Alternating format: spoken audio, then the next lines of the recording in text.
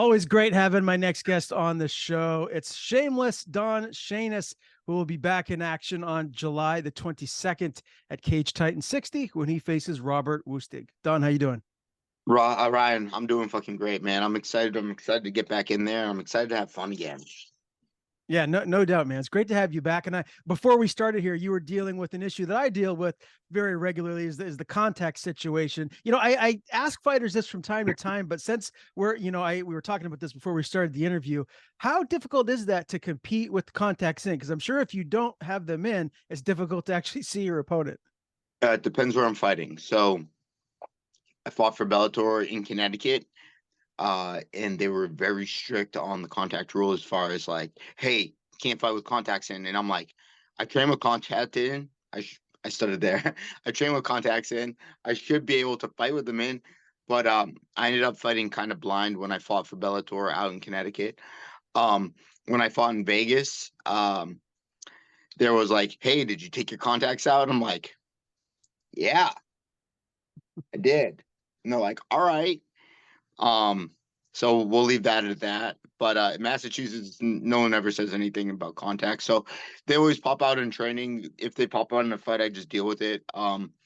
It's a little bit of a pain in the ass when you got one in, one out, and your depth's a little bit off. But it's something that happens regularly that isn't the end of the world, and usually I'm able to deal with it pretty fine.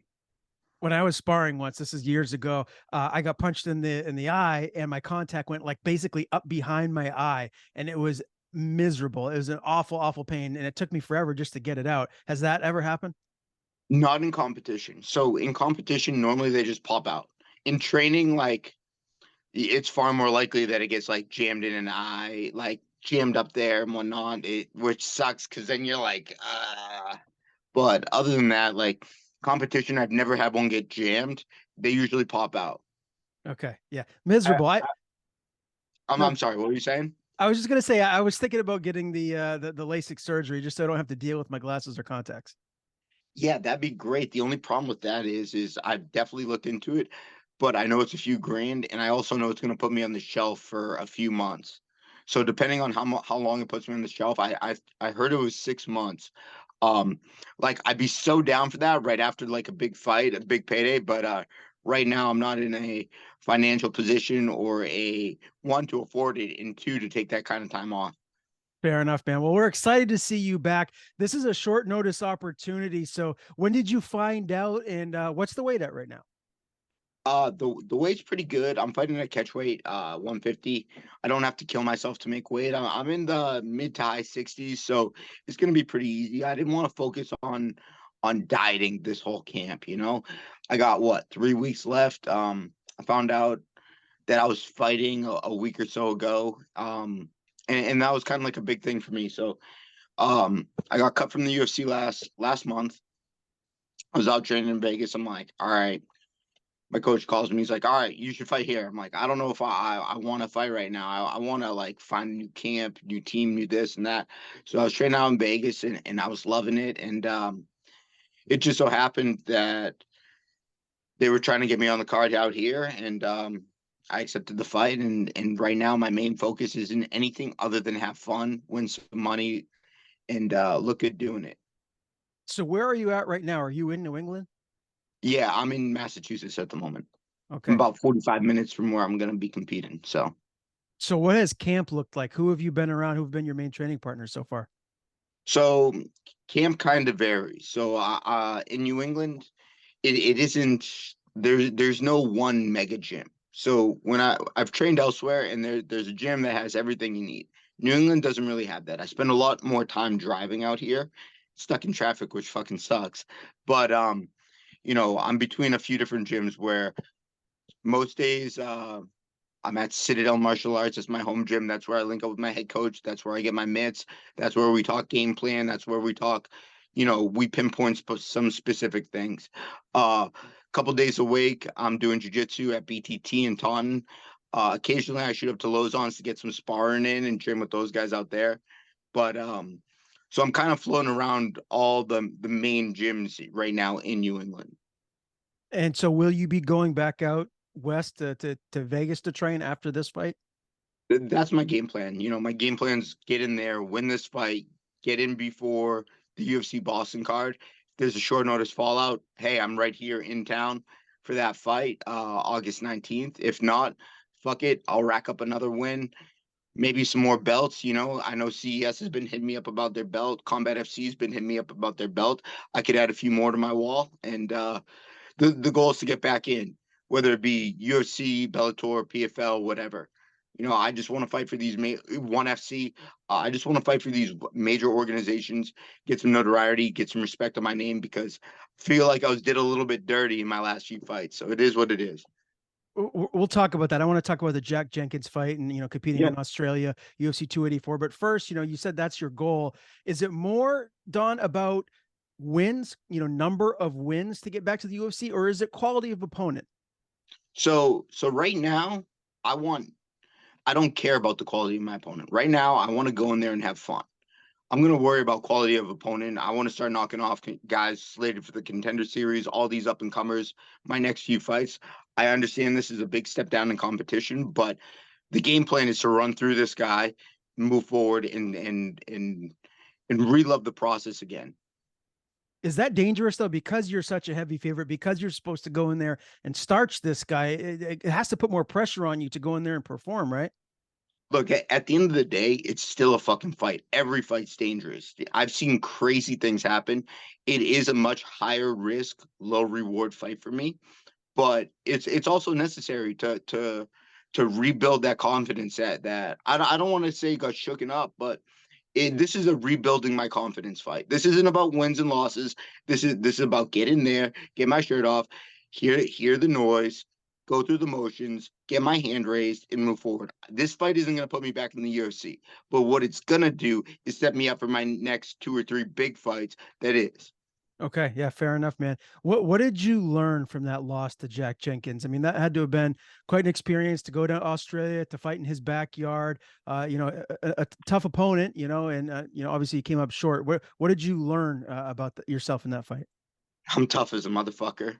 Um, I could deal with adversity with the best of them. By no means am I making any excuses for that fight, but that was an absolute dog fight. And the way I look at it is I kind of took it to Jack, right? Jack just had a big win a couple of weeks ago in the UFC. I'm very happy for him. It makes me look even better. But the way I look at that is no one knows what's going on in your personal life. They only see the result of the fight, right? And I'm not gonna break down my whole fucking life for you, but mid fight camp, I'm talking changing gyms, coaches, teams, moving cross country. That's not ideal for a fight that is you're 6 weeks out of, and you got to fly across the world without the bankroll to afford your real second and third corner. So it's like I made do with the best I had. And I'm super proud of that performance, and I wouldn't take anything back from it. I wouldn't change anything of it other than fucking checking a calf kick or two. But yeah, that's kind of what I took from it. Because look, wins and losses are wins and losses. Like through and through, I'm gonna show up to fight, and that was a much better representation of me than my debut. What was the Australian crowd like? Oh, dude, they're fucking assholes, and I loved it. No, they were the best. So first of all, the Rack Arena was filled up at like 7, 8 in the morning. So you had 15,000 fans going crazy drinking at 7 in the morning. Wow. You would never get that in Boston or anywhere else in the world. So these people are fucking crazy. We're fighting in US time. So it's 7 in the morning there. I'm walking out. I'm getting booed. It was crazy. It was awesome. The energy was unbelievable. Obviously, Jack was a fan favorite, so everyone and their mother was like, anytime I landed anything, you could hear a pin drop. Jack breathed in the right direction, and I took a sidestepper back. The place went fucking electric, and regardless of what side of the cheering you're on, it's unbelievable to be part of that energy, and it was just something special. That these Australian fans are fucking crazy. I can't tell you uh how many fucked up things they said, but it I found it quite funny, Can especially you with their accents. Everything about Australia was awesome. The food was awesome, the weather was awesome, the scenery was awesome, the people were even fucking cooler. Everything in Australia was fucking unbelievable. So it was definitely an experience to go out there. can you give me one example of something funny that was said to you? I was called a shirt lifter. What does that mean? Who fucking knows? But I know it's not good. Man, it really was a great fight. Like you said, you did bring it to Jax, and you learned, how tough you are. And Jenkins is a guy that's got a bright future in the UFC. So going the distance with him, does that just show you that you belong in the UFC? Like you believe you're going to get back there? Absolutely. What was said to me was, hey, look, they're letting me go. Go win a few fights. They'll take you back. And right now, I just got to kind of keep doing what I've been doing. Stay ready for that short notice call. So I'm not letting my weight balloon up there. As long as I'm not injured, I'm staying within striking distance within 2 or 3 weeks and making weight because sometimes you don't get that. How did you score the Makachev Volk fight? I was in the hospital, so I didn't watch it live. I'm not upset with it being a draw. It and that's a fucked up thing too about judges. It's like, all right, you look at the fight, right? Looks like Islam kind of dominated the first few rounds after rewatching it. Islam kind of first dominated the first few rounds, but Volk was in the fight. But at the end of the round, Volk is on top, landing ground and pound. It's like if that fight was to the death, who you chalk that to? Yeah, I think I'd lean towards Volk. If that's a fight to the death, but if you're playing by points, scores, and rounds, I can understand where Islam won. I wouldn't have been mad with the draw, but it is what it is. Fuck it. Like, if you don't win, you can't be mad at the result. You just got to change the mindset, the work, or the people you're around. Mm-hmm. Yeah. Okay. Fair enough, man. Did you get a chance to explore Australia at all while you were there, or was it just business and then head back home? No, so what happened was I flew out a little bit early because I wasn't sure what time frame I was going to be fighting at. Luckily for me, we were fighting on East Coast time, which I was coming from, ironically. And so what I ended up doing was every day. So flew from Boston to LA, LA to Sydney, Sydney to Perth. By the time I get in Perth, I was on East Coast time. So what we ended up doing is we knew we were going to be fighting in the morning, but for me, I wanted to feel like it was nighttime. So what we were doing was we were waking up at 2 in the morning Australian time or Perth time, whatever time zone they're in, right over there. Waking up at 2 in the morning, drinking my caffeine, working out from like 2:30 to 3:30, right? Just hitting some mitts. Now get back to the room, shower, eat breakfast, go walk down the street in Perth. And it was still cold in Massachusetts, so it was fucking beautiful in Perth at like 8 in the morning. It was like eight, not even 8 in the morning. At like 3 in the morning, it was like 80 degrees. It's a complete ghost town. Walking around the city for a little bit, find a coffee shop, grab my coach coffee, hang out by 6:37 when all the gyms open, go work out, hit the sauna, come back, eat lunch, and then I'd be in bed by 4, 5 p.m. And we would rinse and repeat that the whole time I was in Perth. And I got there on the 1st. The flight wasn't until the 12th. And then I got told that I shouldn't fly immediately. So the game plan was to go to Sydney, stay in Sydney for a little bit, fly back. My parents were actually in there, so I crashed with my parents. They stayed a little bit longer in Perth, and then like 4 or 5 days later, I flew out to Sydney, and I have a family friend that I stayed with out there that hosted me, which was pretty nice. So I got to check out Perth, I got to check out Sydney, I got to eat all the food, enjoy the weather, talk to the people, pretty much just be in Australia, which was so fucking cool. Yeah, that is cool, man. Good for you. That was in February. It seems like a lifetime ago, UFC 284. Did you want this much time off before your next fight? Well, I was hurt, so my leg was pretty damaged after the fight.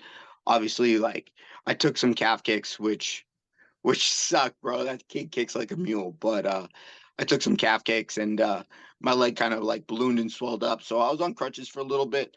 I wanted to heal and recover, And then I was like kind of waiting for a UFC call, kind of waiting for a UFC call. I'm like, hey, can I fight this guy? Can I fight this guy?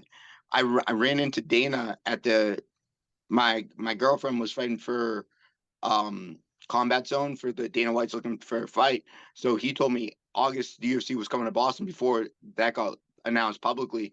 So I'm like, all right, cool. I'm just gonna fucking chalk it where I'm fighting in Boston in August.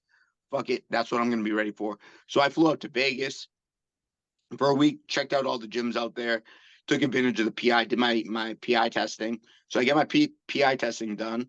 I come back home and I'm like, fuck, I need to go back out to Vegas. So I just spent like another 5 weeks out in Vegas training at Syndicate. John Wood took me in, pretty much like randomly. I was just kind of showed up at his gym, like, hey, can I train here? He's like, yeah, absolutely. Got working with all these guys. It was fucking awesome. And I'm like, I think this is going to be more of a long term destination for me.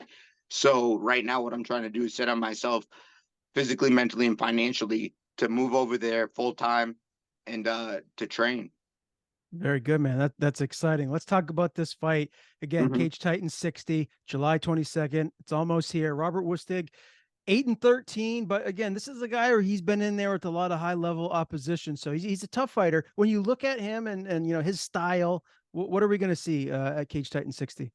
He's going to be a little bit longer than me. He's going to try and strike with me. I don't think he's going to be able to grapple with me. I'm going to go in there and try and rip his face off. So that being said, I don't think he's going to be able to have the pace that I have. I don't think I just don't think that he has anything for me. And that doesn't mean that this isn't a dangerous fight. People look at records and they automatically assume that, like, oh, this guy's this guy's this guy did this. No, it's still a fucking fight, and anything can happen. I've lost a fight to a cut. I've been hurt in fights. I've hurt people in fights. So anything can happen at any given time, and this is just as dangerous as any other fight, if not more dangerous, because of his record, because people have this expectation of me going out there and slaughtering him. I have to take this as seriously as possible and treat him just like anyone else. Do you think you finish him? Yeah. Is it early? Is this getting in the second round? Is this be a first round TKO or sub? Ideally, I rip him to the ground, TKO him, round one. Round one. Okay. Are you going to Yeah. be disappointed if this gets into the second round? I'm always disappointed if it goes in the second and third round. I don't get paid by the hour. It's I've I remember I had a fight for FAC and it was a really big opportunity for Dana White's looking for a fight. And I was so mad that I wasn't able to finish the fight. I just fought in front of Dana White. I just had a great performance. And I was initially so fucking mad that I didn't finish the fight. I'm like, fuck, I'm not getting signed. Fucking bullshit. But again, I got my hand raised. It was a pretty unanimous decision. I think I won 30-27, 29-28. Like there was one round that was close, but other than that, it was a complete wipeout. And it was one of those things where I was so fucking disappointed in myself because I didn't finish. Granted, I took the fight on 5 days. It was up a weight class, but Dana White was there, and I really wanted that finish, and I was pissed. So Well, yeah, if it goes into the second and third, and I got to finish by this, I'm not here to finish by decision. I got 8 finishes, and it's time for number 9. okay. Well, we're excited to see you back, man. And again, the plan would be to get this win, to get an impressive victory, and then hopefully we see you at UFC Boston next month in August. Don, last thing for me before I get you out of here, UFC 290 is next weekend. Give me your title pick between Volk and Yair. How do you see that fight going?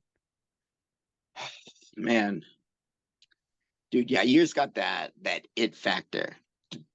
I would take Volk against everyone, but Yair's got that it factor. I think Max and Volk are light years ahead of the division, but I don't think anyone other than those two compete with each other. But then you got fucking Yair who has this it factor, and you don't know what the fuck he's gonna throw or when. Um, Volk showed he was human against Brian Ortega, where he got dropped and fucking thrown in a guillotine. Then he showed he was not human by fucking surviving that guillotine and sitting in that mounted with his legs up, pretty much flattened out from his back, which doesn't even make sense, with the guillotine in. So I can't bet against Volk. I can't bet against Volk. Yair, he would be the guy to beat Volk, but I'm not betting against Falk. I'm with you. I got Volk as well. Again, Don, always great talking to you, my man. July Heck yeah. 22nd, Cage Titan 60, Don Shainis back in action. Before we do sign off, I want to give you the floor. Tell people where they can follow you on social media. If you have anyone to thank, anything you want to plug, the floor is yours. Heck yeah, Ryan. Thank you so much. First of all, I want to thank all my fans and my sponsors. I've done something completely new for my sponsors. They've been super patient with me, but right now I'm gonna give out few plugs. First to Miss Fox on Instagram. She's my tattoo artist. She's gonna be sponsoring me for this fight, as well as Two Fight Bros. Those guys are fucking awesome. Davencorp, longtime sponsor, and Jake Mose with East Coast Power Washing. So I want to thank all you guys. Be sure to follow me on Instagram where I'm going to be making posts about my upcoming fights, fucking plugging more sponsors and everything, so on and so forth.